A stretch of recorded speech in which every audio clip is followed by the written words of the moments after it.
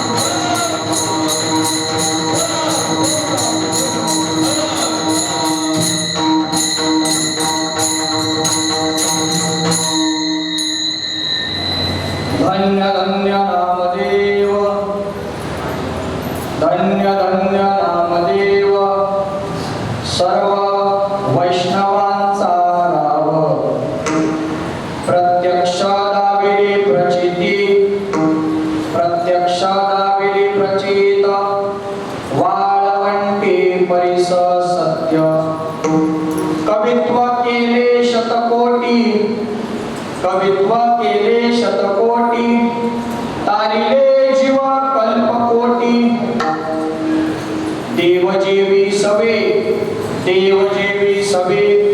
ऐशी जाची देवा सवे धन्य धन्य नामदेव सर्व वैष्णवांचा राम धन्य धन्य नामदेवा धन्य धन्य नामदेवा एका जनार्दनी चरणी ठेवा धन्य धन्य नामदेव सर्व वैष्णवांचा राम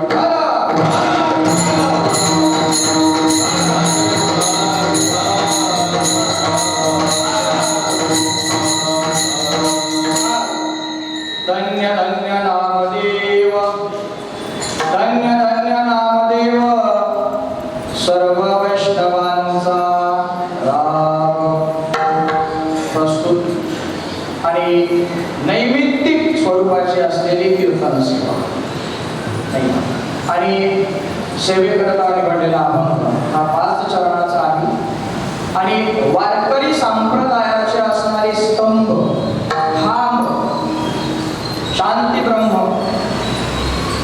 महाराष्ट्राची काशी आपण त्याला म्हणतो ते म्हणजे पैठण क्षेत्रातील नाथ बाबा यांचा आणि आज ज्यांचं समाधी सोहळा आहे पुण्यतिथी आहे असे असणारे वारकरी संप्रदायाचं काय नामातयाचा किंकर तिने केला विस्तार या नामदेव महाराजांना शरण जाऊन धन्यता देणारा आहे विठाला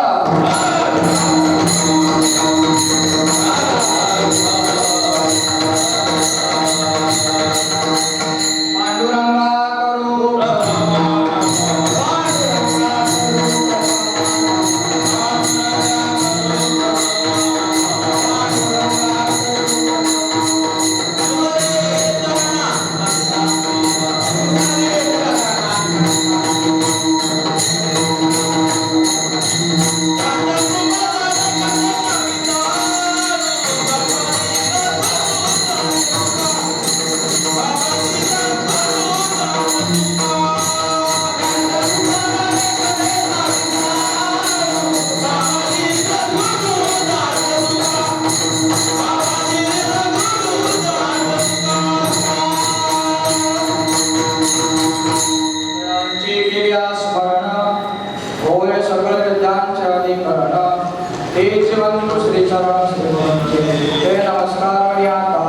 नमो ज्ञान राजा नमो ज्ञान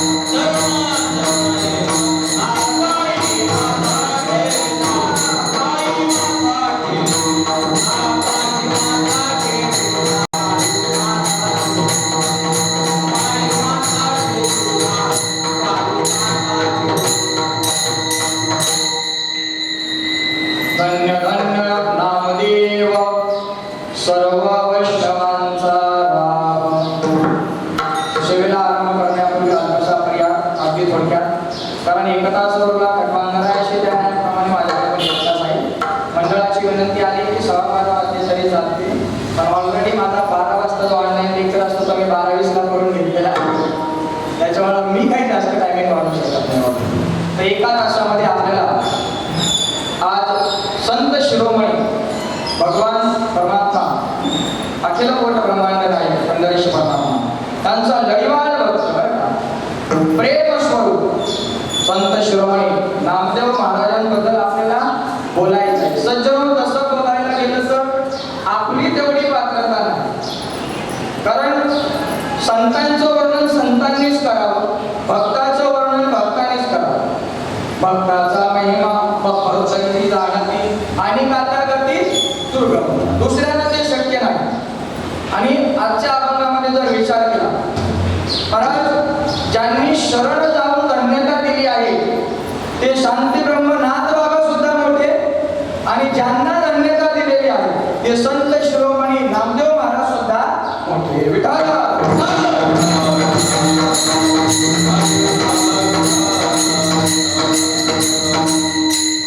आपल्या या नवी मुंबईमध्ये नाचू कीर्तनाचे रंगी या सर्व वारकऱ्यांच्या मार्फत सर्वांच्या सहकार्याने प्रत्येक गावोगावी जाऊन आपल्याला एकादशीचा उत्सव करायची संकल्पना आपण घेऊन आलो होतो. पण मध्येच सर्वांच्या मनामध्ये एकत्रित कल्पना आली की आपल्या नवी मुंबईमध्ये संत महात्म्यांचे समाधी सोहळे होत आहेत.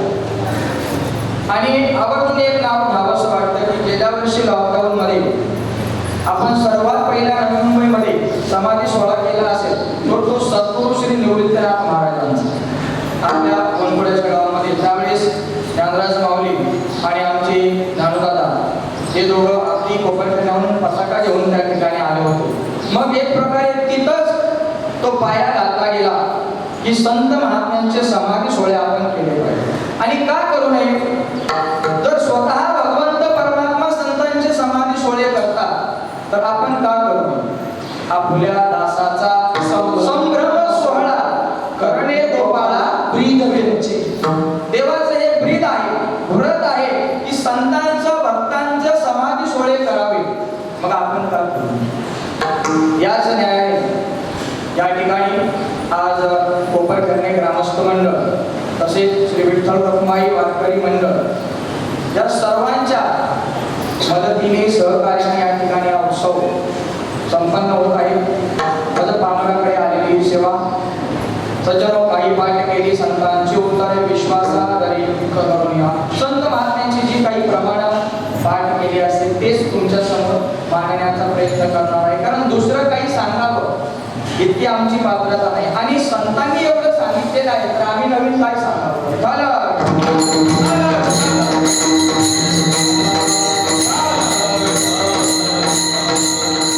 अभंगामध्ये संत शिरोमणी नामदेव महाराजांना धन्यता देणारे आहेत नाथ बाबा. नाथ बाबांचा अधिकार अगदी 2-3 प्रमाणाने जर सांगायचा झाला तर स्वतः नाथ बाबा हे महाविष्णूचा अवतार आहे. भानुदासाची महाविष्णूचा अवतार संत निळोबारायांनी लिहिलेली संत एकनाथ महाराजांची आरती. आणि याच आरतीचं शेवटचं प्रमाण स्वतः देवाने नाथ बाबांच्या घरी 36 वर्ष काम केले. कावडीने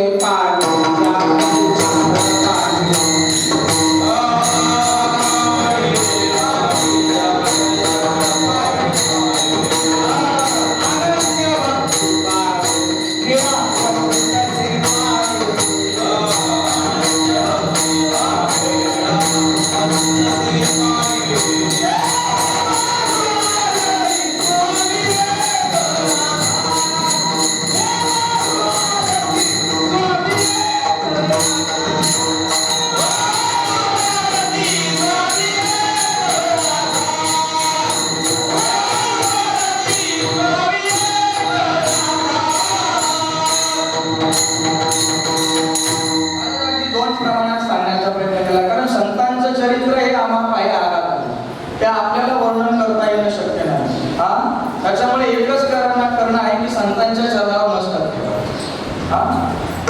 संतांचा महिमा संतांचा महिमा खूप दुर्गम आहे. आपल्याच्याने वर्णन पण एक थोडक्यात नाथ बाबांचा अधिकार म्हणून 2 प्रमाण सांगेल.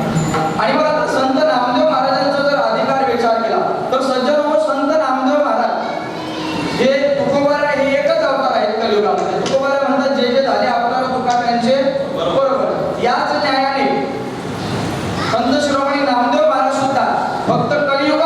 जन्म जे पूर्ण 4 युग आहेत आपले सत्ययुग त्रेतायुग द्वापारयुग आणि कलियुग या 4 युगामध्ये नामदेव महाराजांनी देवाची सेवा केलेली आहे. जनाबाई संत श्रेष्ठ जनाबाई आपल्या कागदाच्या आभरणामध्ये आपण चांगल्या प्रकारे आपल्याला माहिती आपल्याला ते प्रमाणे माहित आहे. चौयुगांचा भवनामा उभा कीर्तनी पाठीमागे डोळे झाकुनी उभी आणि 4 युगाचा बरोबर. आता 4 युगामध्ये नामदेव महाराजांचे कोणते कोणते अवतार झाले सर्वांना माहित आहे. आपण कीर्तन श्रवण करणार. सर्वात पहिला अवतार प्रल्हाद भक्त प्रल्हाद. हा संत श्रेष्ठ जनाबाई पुन्हा याचं घोड वर्णन करतात. ऐका हो नामयाचा जन्म मूळ संचित ऐका हो नामयाचा जन्म मूळ संचित. हे द्रुपदाने पहिले चरण सांगितलं सिंगल लाईन हा उत्तरार्ध आहे. तर जनाबाई पुढे ते म्हणतात हिरण्यकश्यप बळी नामा प्रल्हाद. हिरण्यकश्यप बळी नामा प्रल्हाद. त्यावेळेस संत श्रेष्ठ जनाबाई पद्मिनी नाम माझे श्रेष्ठ दासीचे पद. जनाबाई का म्हणतात त्यावेळेस माझं नाव काय होतं पद्मिनी. तेव्हा सुद्धा मी दासीचं काम केलेलं आहे. हा पहिला अवतार. दुसरा अवतार दुसरा जन्म याचा अंगद नाम भक्त. दुसरा अवतार याचा अंगद नाम भक्त. मंथरा नाम माझे भरते मारिली लाथ. भरताने मंथरेला लाथ मारली. त्या ठिकाणी सुद्धा संत श्रेष्ठ जनाबाईंनी दासीचं काम केलं आहे. रामाची सेवा करण्याकरता प्रभू रामचंद्राची सेवा करण्याकरता नामदेव महाराज अंगदाच्या अवताराला दिसत. त्याच्यापुढे तिसरा अवतार द्वापारी कृष्ण सेवा उद्धव जन्मला. द्वापारी कृष्ण सेवा उद्धव जन्मला. आणि मग त्या अवतारामध्ये उपजा नाम माझे देवे उद्धार केला. काय नाव होतं त्या ठिकाणी उपजा. तिने सुद्धा त्या ठिकाणी दासीचं काम केलेलं आहे. उद्धव म्हणून नामदेव महाराज त्या ठिकाणी. आणि मग पुढे कलियुगामध्ये कलित नामदेव विठ्ठल चिंतनी. कलित नामदेव विठ्ठल चिंतनी. त्याचीच सेवे लागी दासी जन्मली जनी. त्याचीच सेवे लागी दासी जन्मली जनी. ऐका हो नाम याचा जन्म मूळ संचित. अशा प्रकारे नामदेव रायांनी 4 युगामध्ये देवाची सेवा केली. विठ्ठल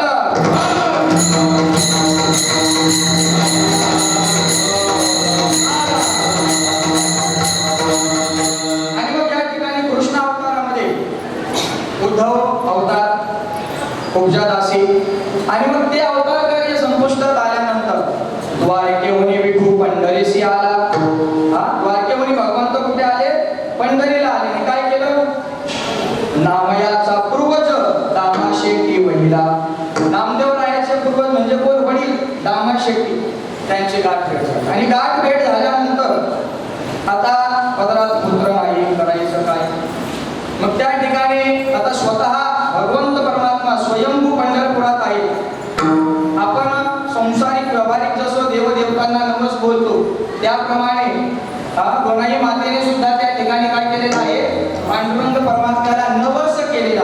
गोनाईने नवस केला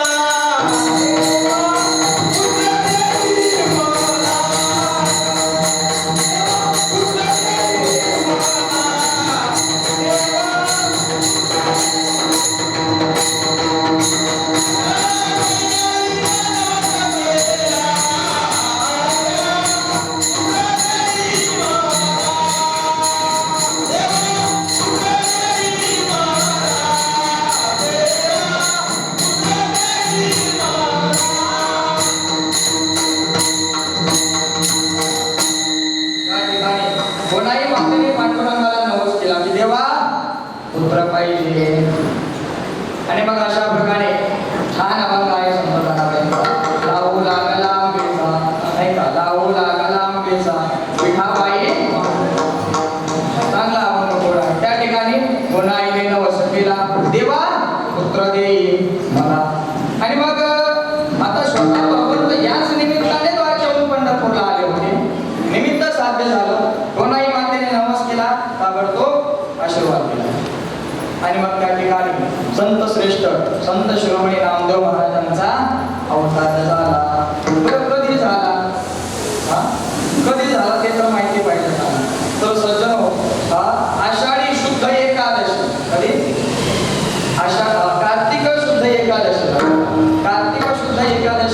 त्या ठिकाणी संत श्रेष्ठ नामदेव महाराजांचा जन्म झाला. स्वतः नामदेव महाराज आपले पुत्र नाना महाराजांना सांगत असतात, माझे जन्मपत्र बाबाजी ब्राह्मणे लिहिले त्याची गुण नारू ऐके. वर्णन केलेलं आहे त्या ठिकाणी. नाना महाराजांना स्वतः नामदेव महाराज सांगतात की मी जन्माला आल्यानंतर, मी अवताराला आल्यानंतर माझी जन्मकुंडली, माझी जन्मपत्रिका ज्या ब्राह्मणाने दिली त्यांचं नाव होतं बाबाजी ब्राह्मण आणि त्यांनी लिहून ठेवलेलं आहे. कधी जन्म झाला माझा? कार्तिक शुद्ध एकादशी, वार होता रविवार, त्याच्यानंतर उगवता सूर्य म्हणजे सकाळचा काळ आणि रोहिणी हा काळ होता. आणि या पर्व काळामध्ये आमचे संत श्रेष्ठ शिरोमणी नामदेव महाराज अवताराला विठाला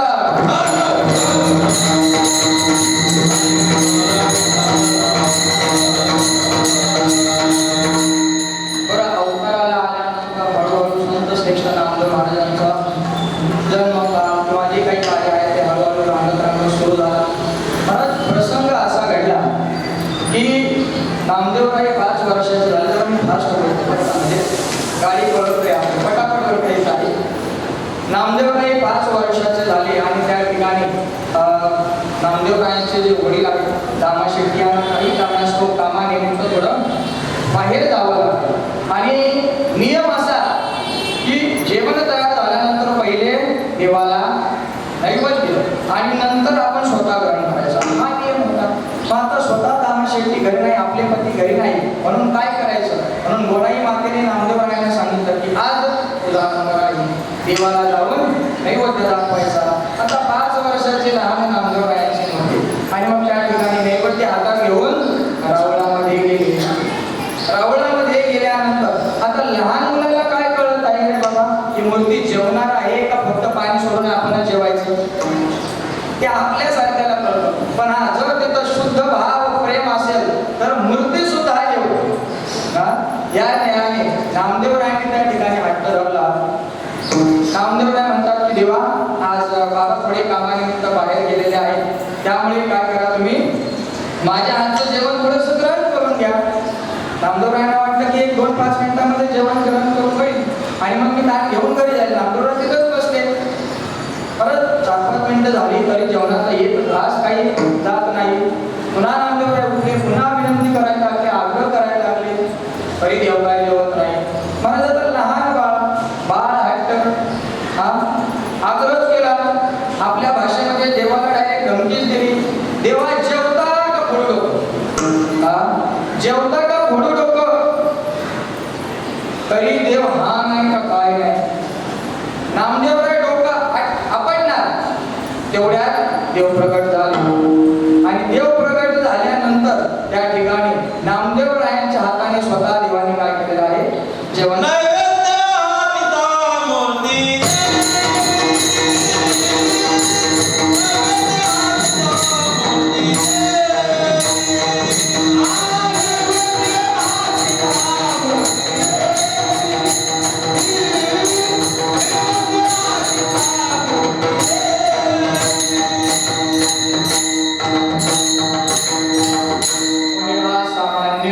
महिमा संतांचा नैवेद्य हातीचा मूर्तीचे. आणि महाराज 5 वर्षाचं ते बाळ नामदेवरायांच्या हाताने देव जेवले. इतका आनंद झाला. देव माझ्या हातात बोलले, देव माझ्या हातात बोलले. आणि मग तिथंच भगवंताची आवड निर्माण झाली. 5 वर्षे नामा झाला दास विठूचा लागला.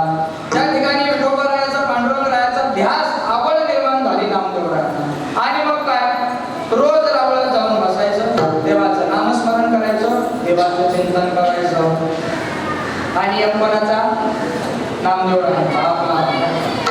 आणि मग त्या ठिकाणी नामदेवराय आपला नियम करू लागले. पण काळजी वाटली कोणाला? बनाई मातेला आणि दामा शेट्टीला. ते म्हणाले की नामदेवराय तू रोज रोज तिथं रावळात जाऊन बसतो, देव काय सर्व तुला पुरवणार आहे? देव सर्व काही तुला पुरवणार आहे का? थोडं जर कामधंद्याचं बघावं माणसाने. खूप आडवायचा प्रयत्न केला पण नामदेवराय मात्र काही ऐकले नाही. कार्यनाम्या नाही कशी कार्यनाम्या नाही कशी म्हणून ताडी ती तयासी म्हणून त्रास द्यायला लागले नामदेवरायांना. नामदेवरायांना त्रास द्यायला लागले.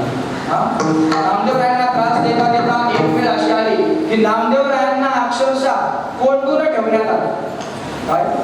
नामदेवरायांना कोंडून ठेवण्यात आलं. का तर रावळात नको जायला, नको जाऊ रावळास म्हणून कोंडी ती तयास. रावळात जाऊ नये, मंदिरात जाऊ नये म्हणून नामदेवरायांना कोंडून ठेवण्यात आलं. नाथबाबा खूप छान 80-82 अभंग आहेत ते नाथबाबांनी नामदेवरायांचं चरित्र लिहिलं. आणि मग त्याच्या पुढे अशी घटना घडण्यात आली, कोंडून तर ठेवण्यात आलं, शिवाय अन्न नाही नि पाणी नाही. अन्न उदका विन पीडिते परी तो विठू द्याय चित्ती. अन्न नाही, पाणी नाही, तरी सुद्धा नामदेवरायांनी मनामध्ये का होईना देवाचं चिंतन चालू ठेवलं.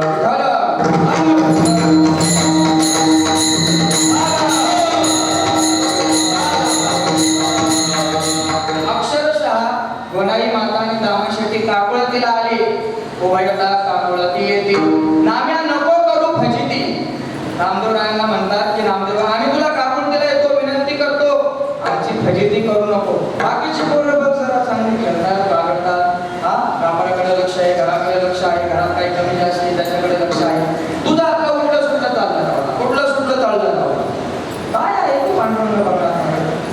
परत आता नामदेवराय देवाकडे जात नाही, नामदेवराय रावळात जात नाही. नामान जाई रावळाशी विठू येत असे घराशी. नामदेवराय रावळात जात नाही ना, म्हणून भगवंत परमात्मा स्वतः घरी आले. आणि मग त्या ठिकाणी दरवाजातून नामदेवरायांना हाक मारायला लागले. नाम्या म्हणून बाहेर बोलवायला लागले, पण शिव्या देती बाप माई. त्या ठिकाणी गोनाई माता आणि दामाशेट्टी पांडुरंग परमात्माला शिवाय द्यायला लागले. हा गोड चिंतन संतांचं चरित्र खरंच अभ्यासा करण्यासारखं खरंच गोड आहे कधीतरी. आणि हे खरंच आपल्याला एक काय म्हणतो आपण, चांगली संधी चालून आली की आपण संत महात्मांचे समाधी सोहळे करायला सुरुवात केली. निदान संतांचं चरित्र तरी आपल्या कानावर. आपण सत्यामध्ये शक्यतो संतांचं चरित्र जास्त, म्हणजे फक्त संतांचं चरित्र ऐकत नाही, मध्ये मध्ये एक दोन उदाहरण येत असतात, पण फक्त संतांचं चरित्र आपण केलं पाहिजे. तर या ठिकाणी शिव्या देते बापमाई, ते शिव्या द्यायला लागले. कोण? गोनाई माता आणि कोणाला? विठ्ठल परमात्मा. पण देवाला काही फरक पडत नाही का? नामदेवरायांसोबत असलेलं प्रेम, त्या शिव्या सुद्धा देवाने सहन केल्या. भक्त आहे मला भक्ताची काय आहे आवड आहे, म्हणून नामदेवरायांसाठी शिव्या सुद्धा सहन केल्या. शिवाय त्या ठिकाणी गोनाई माता म्हणायला लागल्या की याची छंद जे लागले निर्मूलन केले त्यांचे येणे. जे याच्या छंदाला लागले ना, जे याच्या वाट्याला गेले ना, सर्वांचं निर्मूलन केलं. मग तो कसाही असू द्या, भक्त म्हणून जाऊ द्या तरी आपलंसं करून घेतलं, किंवा शत्रू म्हणून जाऊ द्या तरी आपलंसं. सर्वांना धर्म पाठायचं आपण काळाच्या कीर्तनामध्ये ऐकतो नाही का. मग त्या ठिकाणी कंसनामा असू दे, रुद्रामावशी असू दे, शिशुपाल असू दे, सर्वांना शत्रू म्हणून आले पण त्यांना मुक्ती दिली. तर तसंच संत, सर्व संतांच्या बाबतीत सुद्धा संत त्या ठिकाणी भक्त होऊन गेले, परमार्थ केला, त्यांना सुद्धा आपलं नवे नवे एका ठिकाणी पांडुरंग परमात्म्याला भूत म्हटलेलं आहे. भूत आणि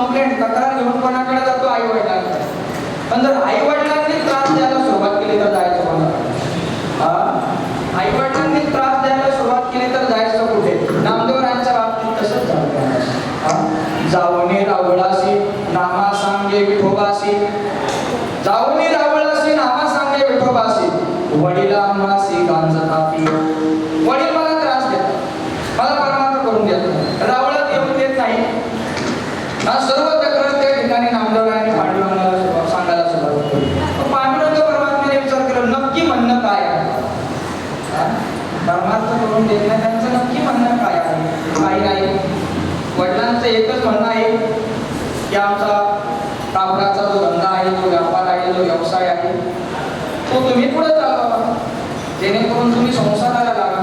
तुमचा संसार भगवंत चालवणार नाही हे त्यांचं म्हणणं आहे. तुमचा संसार भगवंत चालवणार नाही हे त्यांचं म्हणणं. म्हणून त्यांचं एकच म्हणणं आहे की बाबा तुम्ही काय करा, बाजाराला जायचं आणि कापड विकायचं. भगवंत म्हणाले की काही त्यांचं ऐका, पण नामदेवाला काय करा. परत दुसरा दिवस उजाडला, पुन्हा देवाने समजून काढली की काय देवा तुम्ही सांगताना पण एक लक्षात घ्या, मला व्यापाराचं काही येत सगळं तुमच्यावरती भार सोपवून मी कुठं जाणार आहे, बाजाराला जाणार आहे. तुम्ही जर सांभाळून घेत असाल तर मी जातो, नाही तर नाही जात. देव म्हणाले ठीक आहे, माझ्यावर विश्वास आहे, विश्वास तो करी स्वामी या न्याय, तुझा माझ्यावर विश्वास आहे ना, जा बाबा बाजाराला. त्या ठिकाणी मग नामदेवराय घरी आले, जेवणाकरता सर्व बसले, संध्याकाळची वेळ. आणि मग त्या ठिकाणी पुन्हा बनाई माता आणि रामा शेट्टीने सुरुवात केलं बोलायला, तुझं लक्ष नाही संसाराकडे हे आणि ते. नामदेवराय म्हणाले उद्या सकाळीच मी बाजाराला जातो, तुमचं म्हणणं मी ऐकतो. मग दुसरा दिवस उजाडला, सकाळी नामदेवरायाने स्नान संध्या ओळखली, स्नान वगैरे केल्यानंतर त्या ठिकाणी रावळामध्ये गेले, भगवंताचं दर्शन घेतलं, घरी आले. रामा शेट्टीने सांगितलं त्या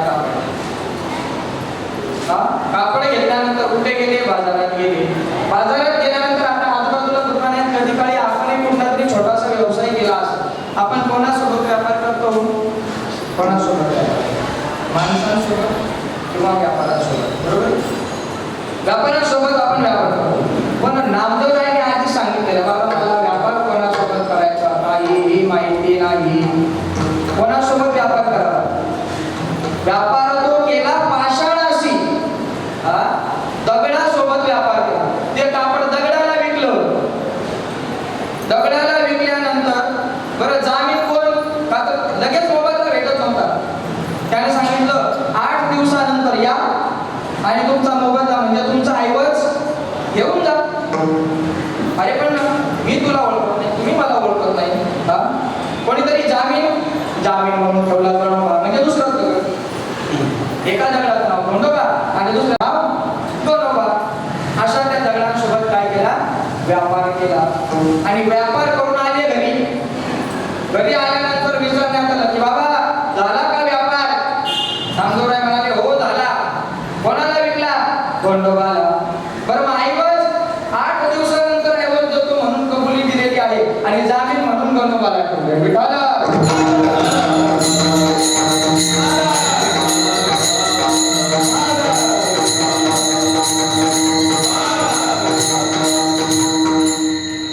आणि मग हीच घटना आता भगवंताला सुद्धा नामदेवरायाने सांगितली. आता शेवटी नामदेवराय काय सांगता तुम्हा प्रभू येते अंतर या न्यायाने भगवंताला अगोदरच सर्व कळालं होतं की नामदेवरायाने कोणासोबत व्यापार केलेला आहे.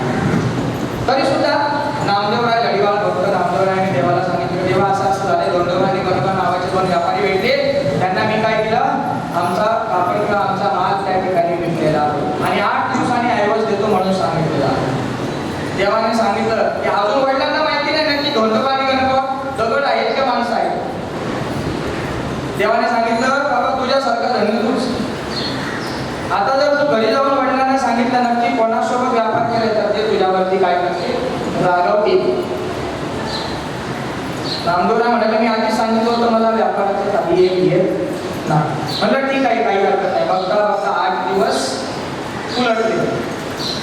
नामदेवराय रावणामध्ये गेले, भगवंताचं दर्शन घेतलं आणि सांगितलं देवाने की नामदेवा 8 दिवस उलटून गेलेले आहेत, तुला त्या खंडोबा नावाच्या पुरस्काराकडे जाऊन ते ऐवज घेऊन यावं लागेल.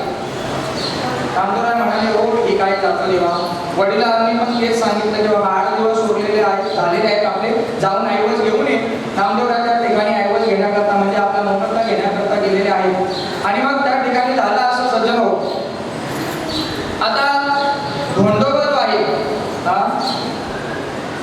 तो काही माणूस आहे, तो काहीच बोलायला तयार नाही. हा देतो, उद्या देतो, परवा देतो. नामदेवराय म्हणाले बघा तुम्ही 8 दिवसांनी देतो म्हणाले होते तर देत नसला तर मी गणोबाला घेऊन येतो, म्हणजे जो जामीन होता त्याला घेऊन येतो. तरी काय नाही. शेवटी नामदेवरायाने त्याला ढकलत आपल्या घरी आणलं. घरी आणलं आणि एका खोलीत कोण ठेवलं, विठाला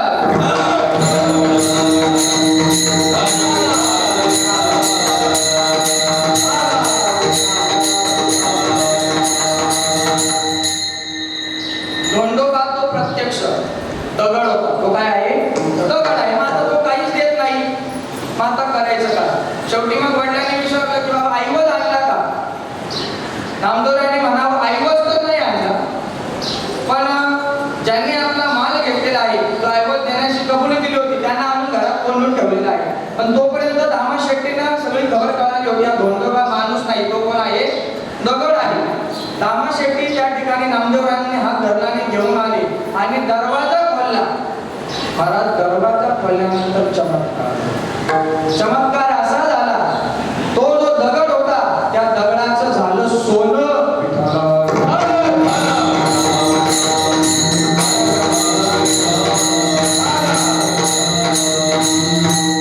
नाम्याचे कारणे देवे नवल केले. नाम्याचे कारणे देवे नवल केले. धोंडोबाचे झाले सुवर्णते. धोंडोबाचं काय झालं? सुवर्ण झालं, सोनं. आणि ते बघितल्यानंतर अजूनच आनंद झाला. आधीच त्यांची परिस्थिती खालावलेली. आणि त्या धोंडा 1-2 गोळे नाही, 1-2 किलो नाही, मोठा धोंडा. दगड वेगळा असतो आणि धोंडा वेगळा असतो, नाही का? आता इथं सगळे आपले जुनी माणसं आहेत, त्यांना दगड आणि धोंडा माहिती आहे. आमच्या सत्याला वेगळं नाही कळायचं. तो धोंडा तो पूर्ण काय झाला? सोनं झालं, सोनं. आता नामदेवरायांना सुद्धा आश्चर्य झालं. नामदेवरायांनी सांगावं की बाबा तुमचं जेवढं ऐवज आहे ना, वडिलांना सांगितलं, जेवढं ऐवज आहे तेवढं घ्यायचं आणि उरलेलं सोनं गणोबाला परत करायचं. कारण फुकटचं जास्त घेऊ नये. फुकटचं जास्त घेतलेलं कधीच पचत नाही, ते कधी ना कधी देव काय का. या न्यायाने नामदेवरायांनी सांगितलं तुमचं एवढं ऐवज आहे ना तेवढंच घ्यायचं सोनं, बाकीचं गणोबाला परत. पण ऐकतात कोण? आणि मग महाराज असं झालं त्या ठिकाणी की पूर्ण धोंडा स्वरूप जे सोनं झालं होतं ते सोन्याला बघून गोनाई माता आणि दामा शेट्टी देवाला विसरले. देवाला विसरले. आता हा चमत्कार देवानेच करून आणला होता, पण ते सोनं पाहिल्यानंतर देवाला विसरले. आपले कसं व्हायचं? आपल्याला जे प्राप्त व्हायचंय ते जर प्राप्त झालं, आपण देवाला विसरलो.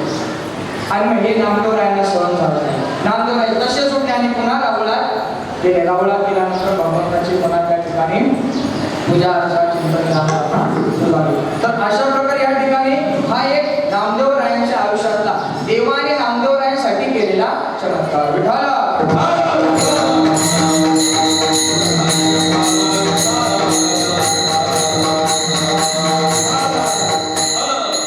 नामदेवरायांच्या बाबतीतच आज आपल्याला बोलायचं आहे, कारण आज हेच एक निमित्त आहे.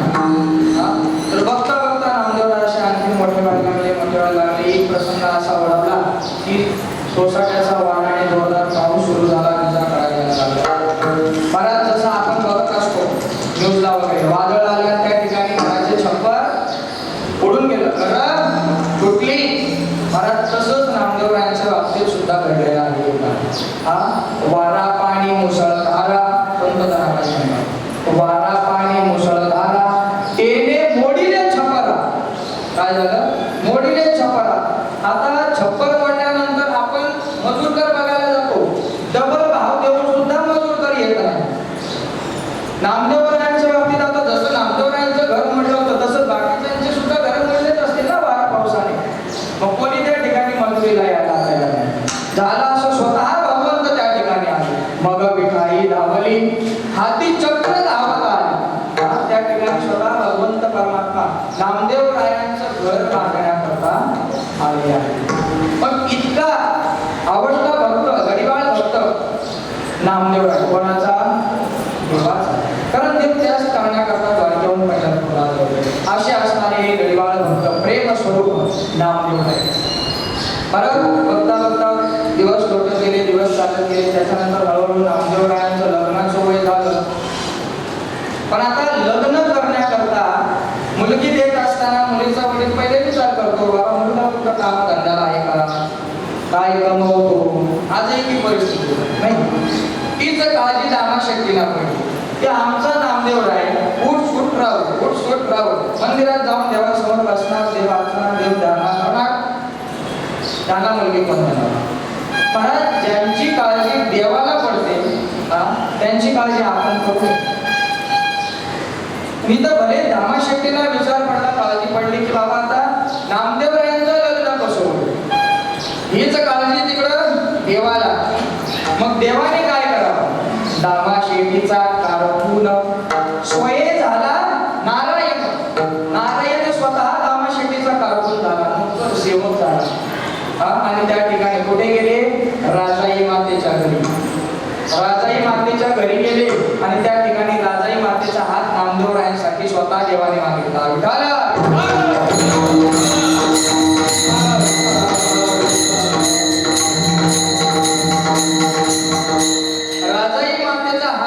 देवाने मागितला. आता राजाई माता सुद्धा तेवढ्याच परमार्थी. राजाई मातेला तिथं थोडीशी ओळख पडली म्हणा पांडुरंग परमात्म्याची. त्या ठिकाणी ताबडतोब लग्नाला होकार आला. आणि मग झालं असं, त्या ठिकाणी गेल्यानंतर देवाने स्वतःचं नाव काय सांगू महाराज? विठ्ठल शेट्टी ऐसे नाव. काय? विठ्ठल शेट्टी ऐसे नाव एका जनार्दनी प्रेम. हे का केलं देवाने? एका जनार्दनी प्रेम, प्रेमासाठी. नामदेव रायांवर असलेलं प्रेम एवढ्या करता स्वतः देव कारकून झाल्याने स्वतःचं नाव काय सांगितलं? विठ्ठल शेट्टी. आणि मग असं झाल्यानंतर लग्न समारंभ मोठ्या थाटामाटात स्वतः देवाने त्या ठिकाणी साजरा केला. स्वतः देव त्या ठिकाणी हजर होते. लग्न समारंभ उरकल्यानंतर राजाई मातेला आठवण होती की बाबा माझं लग्न जमवायला कोण आले होते? विठ्ठल शेट्टी नावाचे दामा शेट्टींचे कारकून आले होते. लग्न उरकल्यानंतर स्वतः रुक्मिणी माता सुद्धा त्या ठिकाणी हजर होते. देवन आणि रुक्मिणी मातेला शोधता शोधता त्यांना काही देव दिसले. राजाई मातेला त्या ठिकाणी थोडीशी खंत वाटली की बाबा ज्यांनी आमचं लग्न लावून दिलं ते स्वतः या ठिकाणी दिसत नाही. त्या थोड्याशा नाराज झाल्या. पण आता करणार काय? देव निघून गेल्यानंतर देव ओळखायला पाहिजे समोर आल्यावर. आपल्याला देवच ओळखता येत नाही. देव ओळखायचा असेल तर एकच रस्ता सद्गुरू. देव ओळखायचा असेल तर काय? एकच रस्ता आहे सद्गुरू. आणि मग सज्जन झालं असं. लग्न समारंभ उरकल्यानंतर हळूहळू त्या ठिकाणी नामदेव रायांना किती मुलं झाली? 4 मुलं झाली. जरा मी फास्ट आहे बरं का. नामदेव रायांना किती मुलं झाली? 4. कोणती? नारा विभा बोलला माझा चौघे पुत्र. नारा विभा बोलला माझा चौघे पुत्र. बोला.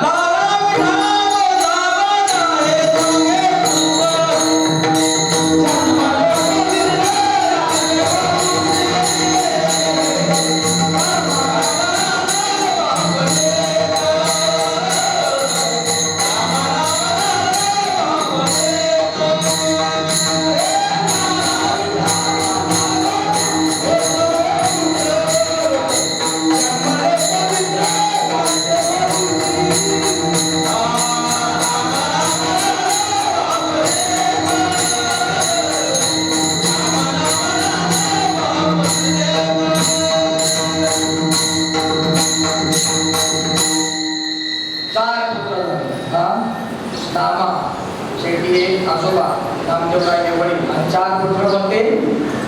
नारा, महादा, गोंदा आणि विठा. असे 4 पुत्र जन्मले पवित्र.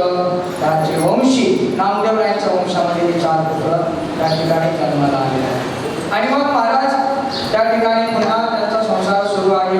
नामदेवराय भगवंताची भक्ती काही मात्र सोडत नाही. बघता बघता त्या ठिकाणी संत श्रेष्ठ विश्वमाऊली ज्ञानोबरायांची संगत सुद्धा त्या ठिकाणी नामदेवरायांना लाभलेली आहे. नामदेवरायांना ती संगत लाभल्यानंतर मग काय?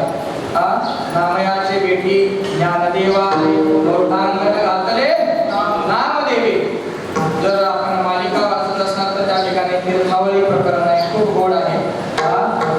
स्वतः विश्वमाऊली ज्ञानोबराय नामदेवरायांच्या संगतीची अपेक्षा करतात. आपण अपेक्षा करतो कोणाच्या संगतीची? ज्यांचं आपलं आणि दुसऱ्या कोणाचं काळीमात्र संबंध नाही, ते आपल्या क्षेत्रातले पण त्यांच्या संगतीची अपेक्षा करतो. पण इथं मला प्रत्यक्ष परब्रह्म मूर्ती ज्ञानेश्वर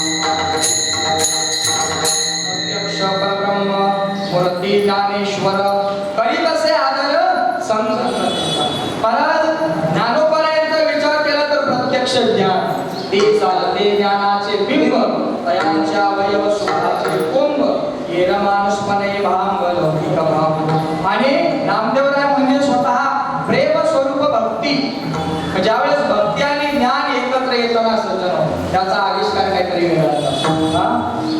आपण भक्ती करतो पण ज्ञान नाही तेवढ्या करता सद्गुरू ज्ञान आहे पण भक्ती कोणाची करावी कशी करावी त्याच्यासाठी सुद्धा सद्गुरू या त्या ठिकाणी नामदेवरायांना ज्ञानोबरायांची संगत लाभली आणि मग तीर्थयात्रा घडली. परत तीर्थयात्रा घडल्यानंतर सर्वात आधी नामदेवराया ठिकाणी त्या ठिकाणी तीर्थयात्रेला जायला तयार होतो. कारण त्यांचा एक नियम होता की बाबा मी विठ्ठलाच्या शिवाय पांडुरंग परमात्म्याशिवाय कोणाचं दर्शन घेणार नाही. कटावरी करत आहे ज्या देवाचे नेघे मी तयाचे मी त्याचं दर्शन घेणार नाही. मग शेवटी मग देवाला नामदेवरायांना ज्ञानोबरायांची ओळख पटवून द्यायला लागली. प्रमाण झाला प्रत्यक्ष परब्रह्म मूर्ती ज्ञानेश्वर तो आणि मी नाही दिला ज्ञानदेव आत्मा ज्ञानोबराय माझाच आत्मा आहे. आणि या मग त्या ठिकाणी पण देवाला काही ते सहन झालं नाही की बाबा नामदेव आता माझ्यापासून वेगळे गेले म्हणजे काय थोड्या काळासाठी त्या ठिकाणी मग तीर्थयात्रा घडत घडत घडत ते खूप मोठा प्रसंग आहे तीर्थावळीचा. तीर्थयात्रा पूर्ण झाल्यानंतर जसं नामदेव राहायला पाहिलं महाराज देवाने म्हणजेच मारले. कारण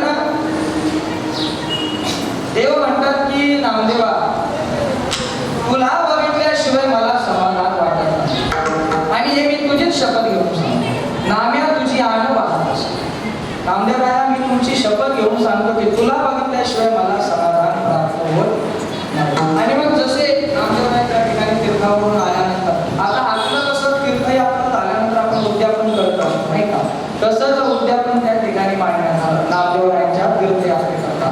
आणि त्याकरता स्वतः देव हजर रुक्मिणी माता हजर स्वतः देवाने त्या ठिकाणी आमंत्रणे केली. आपल्या आमंत्रणाला कोण हजर नसतं आपले आमंत्रण आपल्यालाच करायला लागतं तरी सुद्धा पण इथं उद्यापनाचं आमंत्रण करायला स्वतः देव भगवंत गेले ब्राह्मणांना आमंत्रण करण्याकरता.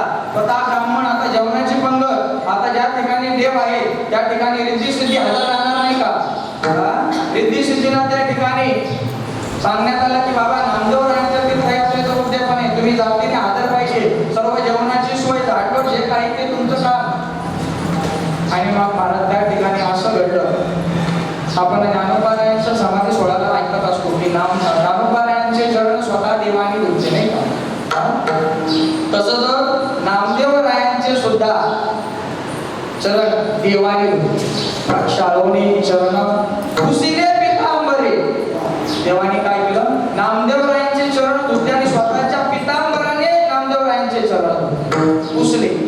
आणि जी काही त्या ठिकाणी तीर्थ होतं ते मस्तकी विठाला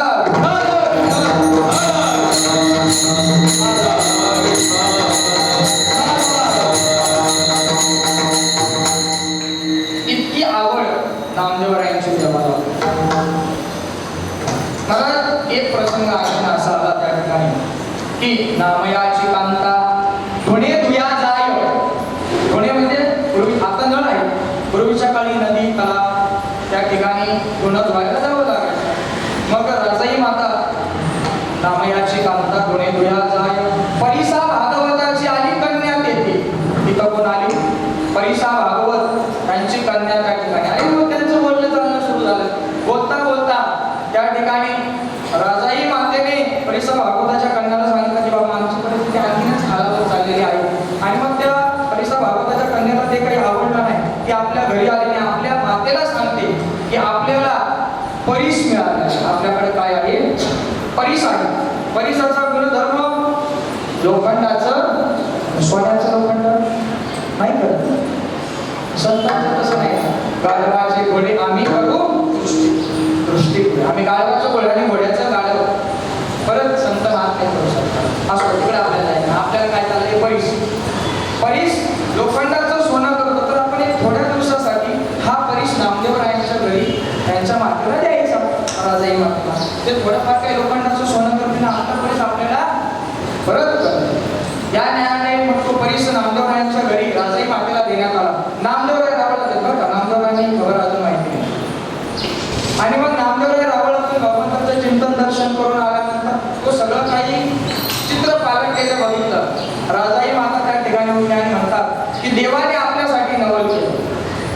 आपली जी काही परिस्थिती आहे ती पुन्हा पूर्ववत केलेली आहे. कशी विचारलं त्या ठिकाणी राजाई माता खोट्या बोलल्या की बाबा चंद्रभागेला जात असताना आम्हाला परीस सापडला. चंद्रभागेला जात असताना काय सापडला ते देवाने एक प्रकारे घडून आणलेले आपल्याला जो परीस सापडला. पण हे नामदेव रायांना काय कळत नाही. नामदेव रायाने सांगितलं बघ परीस महाराज परीस बघायला मागितला. नामदेव म्हणाले ठीक आहे बघतो. नामदेव तिथनं पळाले कुठे गेले चंद्रभागेत. तिथनं सापडल्याने दिला तिथंच टाकलं. चंद्रभागेमध्ये परत टाकण्यात आलं आणि ताबडतोब कुठे गेले पुन्हा रावला. मंदिरात गेल्यानंतर पुन्हा तिथं सर्व भगवंताला सांगण्यात आलं की असं असं झालेलं आहे. परीस मिळाला होता की आणि ते सगळी घटना सांगितली. पण इकडं परीसा भागवत राजाई माताकडे आले. सांगितलं बाबा आमचा परीस आता आम्हाला परत द्या. तुमचं काम झालं असेल तर आमचा परीस आम्हाला द्या.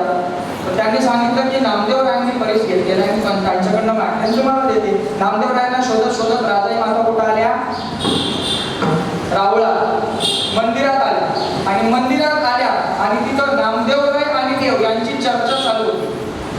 देवाने सांगितलं नामदेव राय तुला बघू तो परीस कसा आहे. नामदेव रायाने सांगितलं देवा परीस गेला चंद्रभागेत. परीस कुठे गेला चंद्रभागेत फेकून दिला.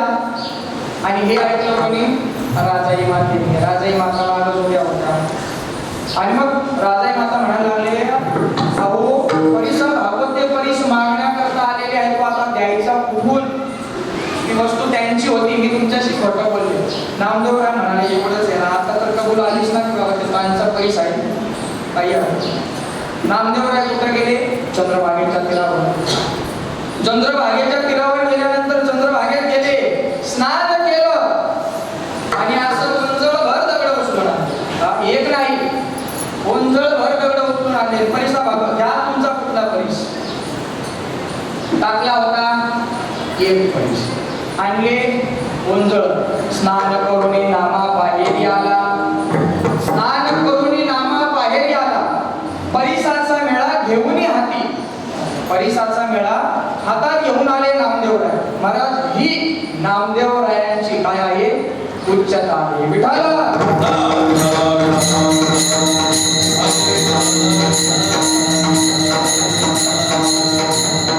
परीसा भागवताचा परीस देण्याकरता ते पूर्ण वाळवंटच परीस केलं. अभंगाचा दुसरा चरण प्रत्यक्ष दाविनी प्रचिती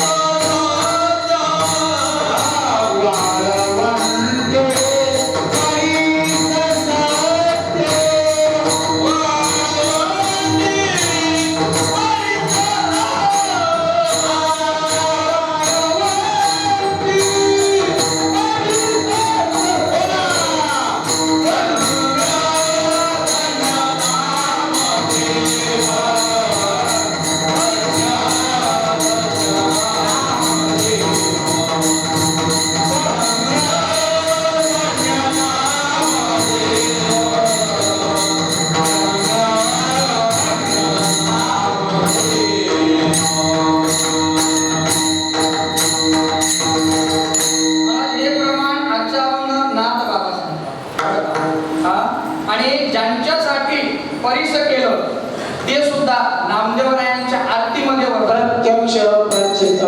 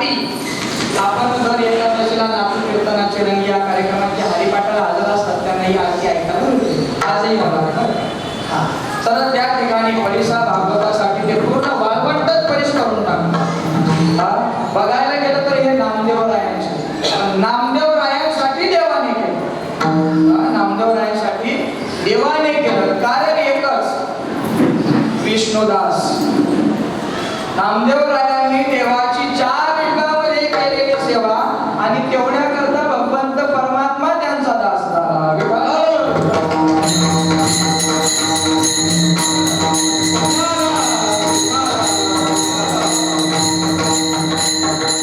म्हणून 10 ते 12 मिनिटं राहिलेली आहेत. तर आपण आवडत घेतोच. महाराज खरंच सांगतो ना, संतांचं चरित्र म्हणजे आपल्या सांगण्याच्या बाहेर आहे, आपल्या सांगण्याच्या पलीकडचं आहे.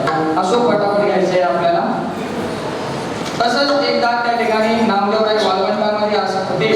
वाळवंटामध्ये त्यावेळेस त्या ठिकाणी नामदेवरायांच्या कानावर एक गोष्ट काय, वाल्मिक महर्षी शतकोटी रामायण लिहिलं.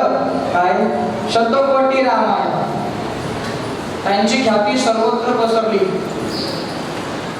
नामदेवरायांनी विचार केला की जर हे शतकोटी रामायण लिहू शकतात तर मी तो देवाचा लढीवाळ भक्त अगदी जवळचा, मी शतकोटी अभंग का करू नये, मी शतकोटी अभंग का करू नये. तिथंच प्रतिज्ञा, शतकोटी तुझे करीना अभंग. 100 कोटी. महाराज आपल्याला 1 कोटीमध्ये शून्य किती असतात तेवढं अजूनही जमत नाही. नामदेवरायांनी प्रतिज्ञा केली. किती कोटी? 100 कोटी. ज्यांच्याकडे पैसा आहे, मला तर वाटतं त्यांनाही माहिती नसतं 100 कोटीमध्ये शून्य किती, नाही का? असू द्या आपला शतकोटी तुझे करीना अभंग. देवाने समजावायचं, अरे देवा त्या काळात आयुष्य भरपूर होतं, आता 100 वर्षाचं आयुष्य.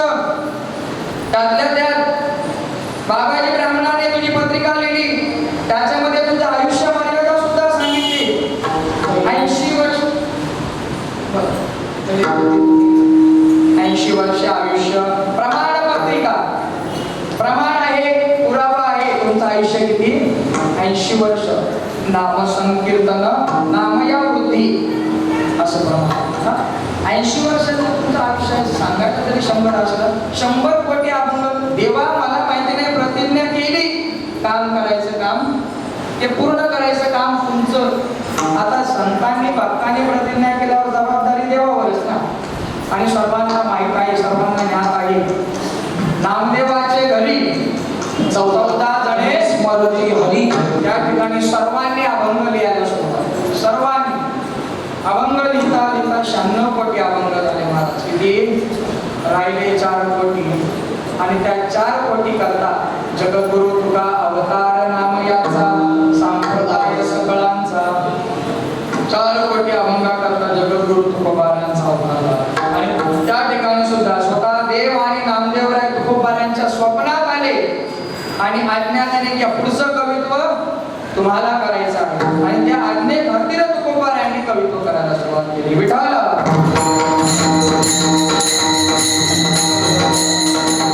संत महात्म्यांचं वाङ्मय म्हणजे कविता म्हणता येत नाही. त्याला काय म्हणायचं असतं? अभंग. जर मराठी व्याकरणाचा भाग बघितला तर अ या शब्दाचा अर्थ नाही, अ या शब्दाचा अर्थ नाही. भंग म्हणजे तुटणे, जे तुटत नाही, जे भंग पावत नाही त्याला म्हणायचं. आता आपल्या कविता मार्केटमध्ये भरपूर आहेत, त्या तुटतात का नाही ते ज्याचं त्याने बघून घ्यायचं. असे अभंग नामदेवरायांनी त्यांच्या पूर्ण परिवाराने आपल्यासाठी रचले बरं का. आणि आपल्यासाठी रचल्यानंतर आपला काय फायदा झाला? एक दुसऱ्याचा किंवा महाराष्ट्राचा, भारताचा फायदा झाला नाही, नुसतं पूर्ण जगाचा जरी म्हटलं तरी अशक्य. जगात कल्पकोटी जीव उतरले, तरुण गेले. अभंगाचं कवित्व केलं शतकोटी.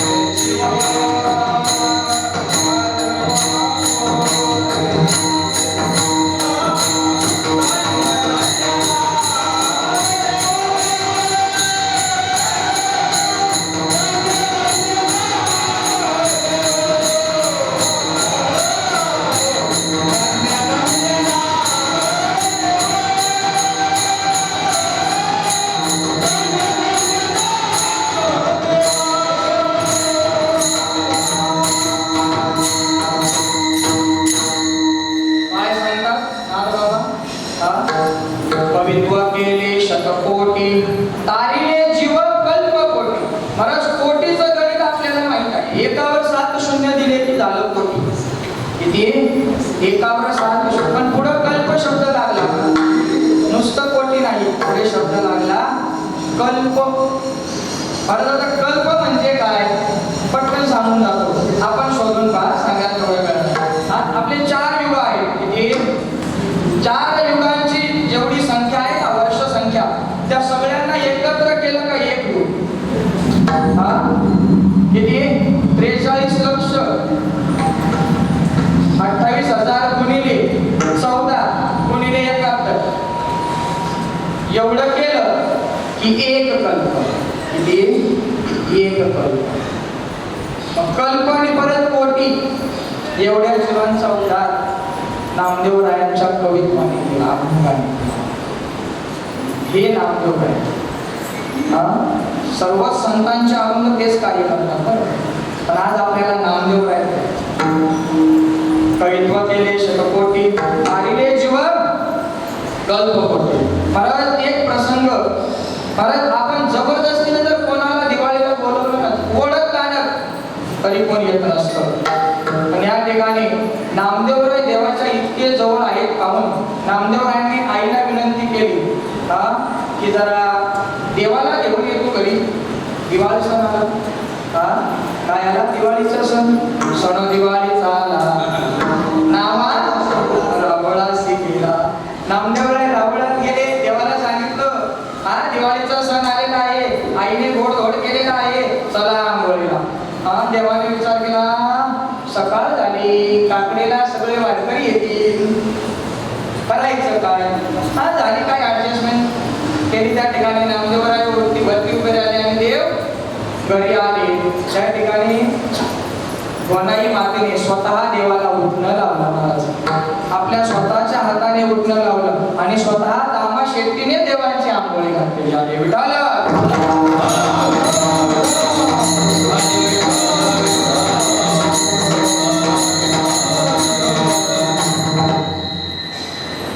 महाराज देवाला त्या ठिकाणी आंघोळ वगैरे घालण्यात आले. पुन्हा पटापट जायचं म्हणून जरा उलट ते. आणि महाराज जशी नामदेवरायांना देवाची सवय लागली होती, जशी नामदेवरायांना देवाची सवय लागली होती, तशी तर देवाला सुद्धा नामदेवरायांची सवय. जसं नामदेवराय देवाला भरवायचे नाही का, नामदेवराय काय करायचे, मगाशी प्रमाण झाला काय, नैवेद्य हातीचा पण तीर्थावळी नंतर आल्यानंतर किंवा आता जो शेवटचा प्रसंग येणार आहे नामदेव महाराजांच्या समाधीचा प्रसंग, त्या ठिकाणी स्वतः देवाने ते कार्य केलेलं आहे. का करावं? कारण देवाला त्यांची आवड निर्माण झाली, देवाला त्यांची सवय लागली. महाराज आपल्याला जर एखाद्या गोष्टीची सवय लागली तर आपण त्याच्याशिवाय राहू शकत नाही. तसंच देवाला रोज नामदेवरायांसोबत जेवायची सवय लागली किंवा नामदेवराय आपलेसे वाटत आपल्या जवळच पाहिजे ही सवय लागली. अभंगाचं पुढचं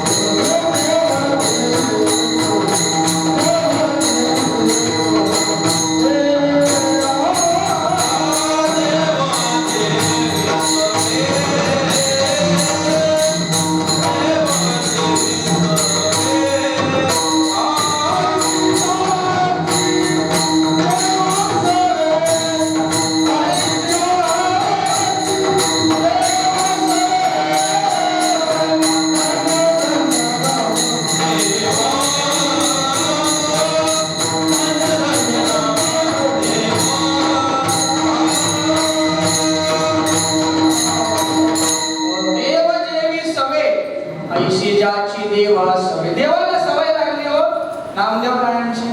आणि मग असे असणारे श्रेष्ठ नामदेवराय हे कोण आहेत? सर्व वैष्णवांचे राम आहेत आणि ते ते कसे आहेत त्यांना धन्यता देता अभंगाचं पहिलं. धन्य धन्य नामदेव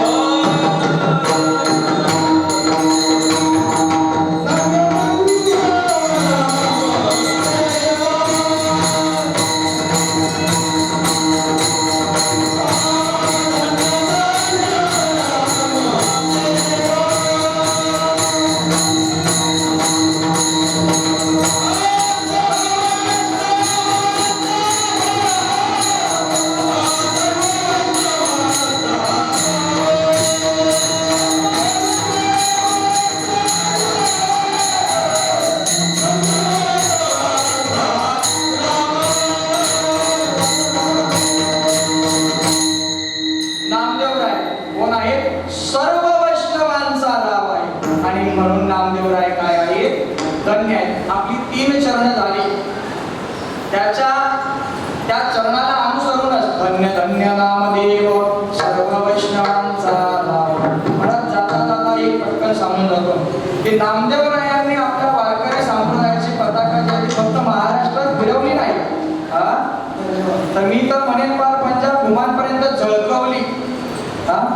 जर आपण जसं आपले धार्मिक ग्रंथ काय गीता, ज्ञानेश्वरी, भागवत, तुकोबारायांची गाथा हे आपले धार्मिक ग्रंथ, तसंच शिखांचा धार्मिक ग्रंथ गुरु ग्रंथ साहिबा, त्याच्यामध्ये नामदेव महाराजांचे जे अभंग आहेत त्याला म्हणतात कवणे. 61 कवणे त्या गुरु ग्रंथ साहिबा ग्रंथामध्ये आहेत आणि मग त्या ठिकाणी त्याला नाव नामदेवजी की मुखबाणी असं नाव त्या ठिकाणी दिलेलं आहे. आपण खरंच एक डोक्यात कल्पना आहे, बघू आता सांगत नाही आपण ज्यावेळेस करण्यात येईल तेव्हा आणि होईल ते होईल, बघू त्याची इच्छा असो. हे नामदेव आहे. नामादेवाचा किंकर जिने केला हा असे असणारे नामदेवराय संत श्रेष्ठ नामदेवरायांना नाथ बाबा शरण जाऊन धन्यता देतात, त्यांच्या चरणावर पडतात आणि त्यांना धन्यता देतात. शेवट धन्य धन्य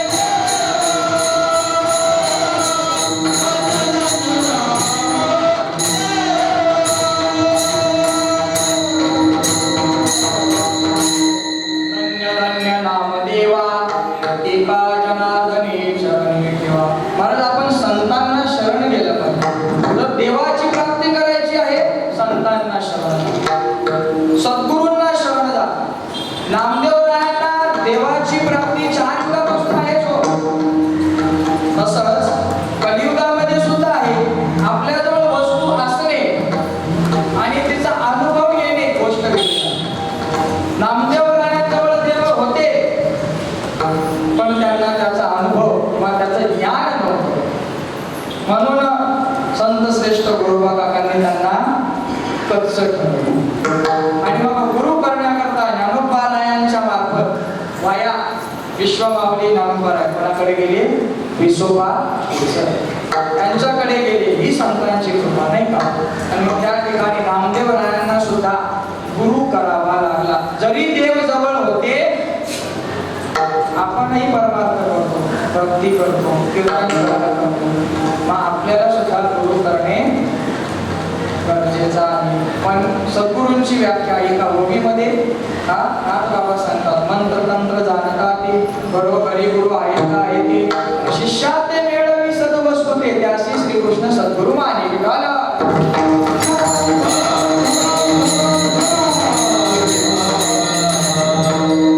बघता बघता बाबाजी ब्राह्मणांनी नामदेवरायांची जी पत्रिका लिहिली होती त्या पत्रिकेप्रमाणे नामदेवरायांचे 80 वर्ष पूर्ण होतात. 80 वर्ष पूर्ण झाल्यानंतर नामदेवराय देवाजवळ गेले. राहुला देवाला विनंती करतात, देवा माझी एक विनंती आहे. आषाढी शुद्ध एकादशी परवा झाली नाही का? परवाची एकादशी आषाढी शुद्ध एकादशी नामा विनवी विठोबासी आज्ञा द्यावी मजसी समाधी विश्रांती लागे. नामदेवराय सांगतात की देवा बस झाला, जीवन कार्य संपवायचं, मला काय करा समाधी द्या. समाधी द्यायची, पण देव म्हणतात की तुला समाधी कशाला पाहिजे, तू माझ्या इतक्या जवळचा भक्त, तुझं स्थान जिथं मी असेल तिथं मी वैकुंठात आहे, तुझं स्थान वैकुंठात. नामदेवरायांनी म्हणावं वैकुंठासी आम्हा नको वासुदे पंढरी सर्वकाळ, मला पंढरपुरातच वास दे, मला पंढरपुरातच राहायचं आहे. बरं पंढरपुरात कुठं? घरात नाही, कुठं? महाद्वारामध्येच. महाद्वारातच का? दुसरीकडे का नाही? महाद्वारात. महाद्वारी सुख असे या सुखाचे, म्हणजे सुख आहे पण कसलं? सुखाचं सुख. संतांच्या लागती संतांचे रजकन, संतांच्या पायाची धूळ मला लागेल, म्हणून मला महाद्वारात समाधी द्यायची आहे. ज्यावेळेस वारी येते परतीची, ज्ञानोबांच्या महाद्वाराजवळ आपण पोहोचतो ना, नामदेवरायांचा वतना मिरासी पंढर, वतना आमची मिरासी पंढर, विठोबाच्या घरी ना, त्याचं शेवटचं चरण